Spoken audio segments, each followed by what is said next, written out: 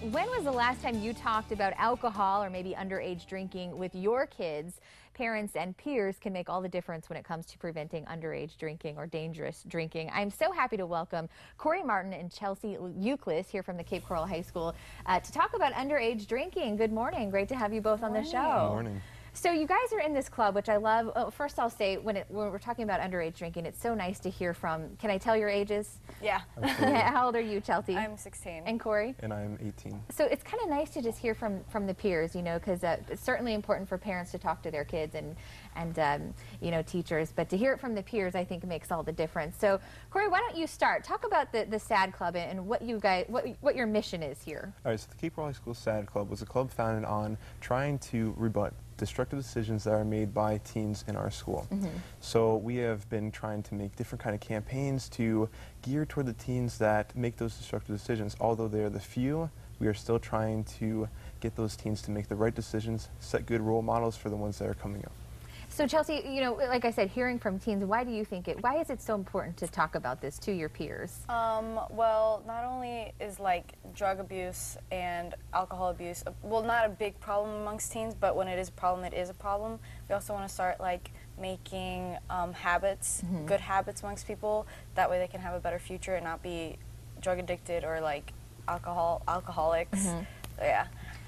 So it's really important, and I love it. I'm going to wear my sticker proud here. You guys brought me a little treat here. It's #refuse. Do you guys want to put one on too? Absolutely. How did, and this is kind of the trendy thing, we talk about, we put a hashtag in front of everything. Social media is so important, I think, to get the word out, whether it's Twitter or whether it's Facebook. But why are you using #refuse? How did this get started? It started by looking at the decisions that teens make. Every good and bad decision results in a very big impact. Now we want to promote refusing the bad decisions such as substance abuse or drinking alcohol. And we want to promote the good decisions, which is studying good in school and promoting a healthy lifestyle. Do you think that it's important, you know, being young teenagers, young adults like yourself, is it important to really talk about this at a young age? I think so, yeah, because also like a lot of people aren't aware, and with the #refuse campaign, it's easy, it's quick, people just tweet it, #refuse, and even with Facebook you can hashtag things, like hashtag is a big thing now amongst not just teens but amongst everybody, so it's good to not just spread to teens but to everyone that is using social media. What is the takeaway when it comes to prevention here? What do you really want everybody to know, your friends to know? We talk about, I was talking to you during the break, is it peer pressure? Is it kind of just the need to fit in? You know, why do people buckle down to this, do you think?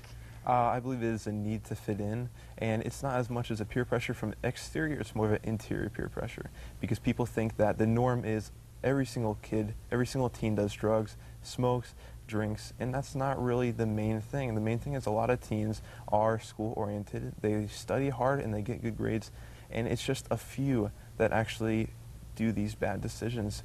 And that mainly gets people thinking, well, the only way that I could fit in is to actually do destructive decisions and kind of show off that bad side of you, and that's not the norm. So sometimes it's not necessarily the peer pressure, but you yourself maybe thinking that's the cool thing to do. Exactly. Right. But it's not. It's not. We want to stay away from that. Yeah, people won't directly pressure you into doing it. Usually, like, people aren't gonna be like, come on, man, let's drink. No, it's like, it's usually from yourself, like, oh, if I want to hang out with these people, I have to do what they're doing. But you really don't. There's so many other people that you can hang out with. You don't have to hang out with those people. Exactly. Well, I love what you two are doing. Again, #refuse. Tweet it out, put it all over the place, social media, and I think you guys are making a huge difference. So we really appreciate you coming on the show. Thank you. We'll send it over to Carly. One last look at your Fox forecast, and then we will be right back. Stay with us.